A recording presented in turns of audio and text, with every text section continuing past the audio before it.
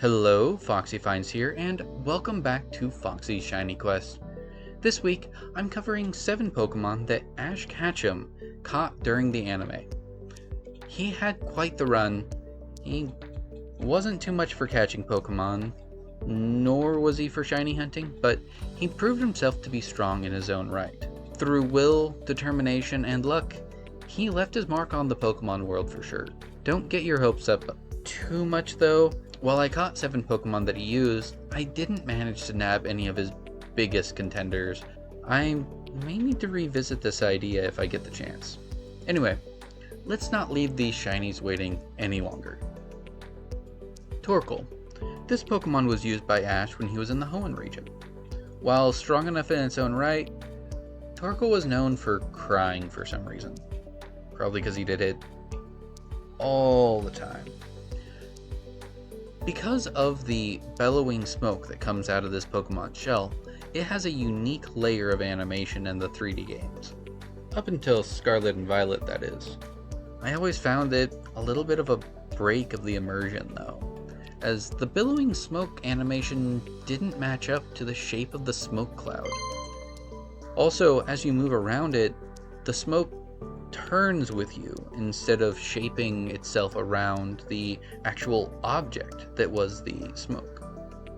It's just a 2D texture that faces the player at all times that can only be visible through the object that is the smoke cloud. Sewaddle, based off a swaddled baby. This one joined Ash's trip through Unova. In most regions, Ash only gets a few Pokemon, usually his Pikachu and then 5 others that he catches. In Unova, Ash caught quite a few more than that. While Ash got Sewaddle pretty early on, it was his 7th Pokemon, so he couldn't use it until he transferred something away, which mirrors the game mechanics to some degree. Unlike most Pokemon that have leaves as part of their sprite or model, the leaves on Sewaddle and its evolutions are just regular leaves, not part of its body. They have been cut and sewn into shape so that they will fit nicely on it. Crocodile. This is definitely the powerhouse of this group. Ash won the trust of this Pokemon and it chased him down to be on its team. Ash's Crocodile wears sunglasses which mimic its face patterns.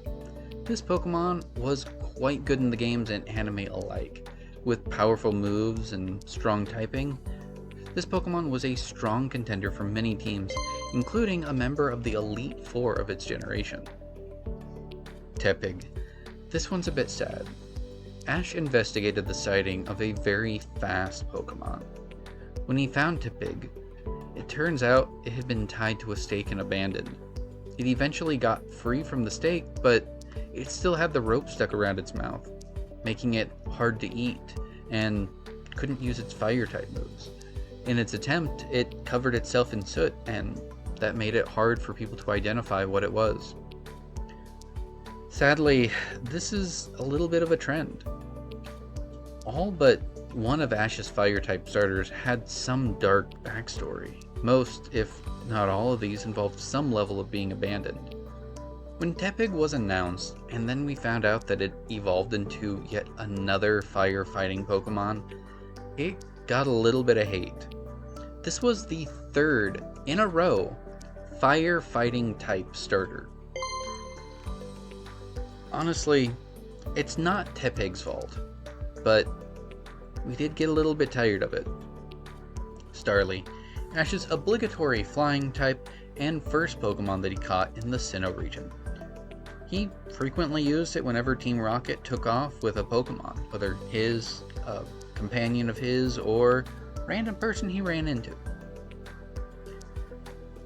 Starly, like many of the early 3-stage bird Pokemon, ended up on a trainer's team for their entire run. It's important to get type coverage early on, and the prevalence of early game grass and bug types usually meant that a flying type Pokemon would be pretty helpful. Later on in the games, up until Pokemon Sun and Moon, you tend to hold on to these Pokemon for their ability to use Fly, which is a good move in battle and a huge time saver when traveling. I ran into a shiny Snorunt, but Since we already had one, I evolved it up into Glalie, Ash's only Ice-type Pokemon that he didn't release. It was also probably one of his most forgettable Pokemon in the Hoenn region, if you ask me. Just a floating ball of ice. These Pokemon can be quite territorial, but that's the case for a lot of Pokemon that are based off of yokai. It's too bad that in the anime they didn't bring this back for its Mega Evolution, but they were too busy focusing on other Pokemon to do that. Last but not least, the most accurately represented Pokemon on Ash's team, Noctowl. This is the only shiny Pokemon that Ash actually owned himself. It was shown to be incredibly intelligent and slightly smaller than other Noctowl.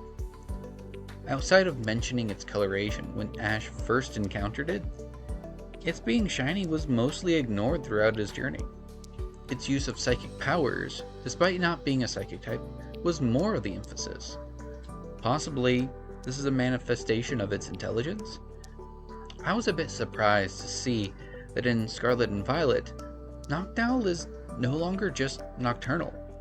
Many Pokemon, even in outbreaks, will only show up during specific times of the day, but Noctowl is now, I guess, an all-day long Pokemon. Though, I think nocturnal spawns were potentially increased, or daytime ones decreased, based off of my observations alone, but that's not enough to truly make a claim. Looking back, I definitely want to revisit this idea in the future, especially if I can get some of his hard hitters. If you have any ideas that you would like to see me explore, or Pokemon you'd like me to try to catch, I'll give it a go. Some Pokemon are unobtainable as shiny, or take a lot of work, and others aren't in games that I have easily available to record, so some limitations do apply. That's all I have time for this video. Have a wonderful week, and as always, happy hunting.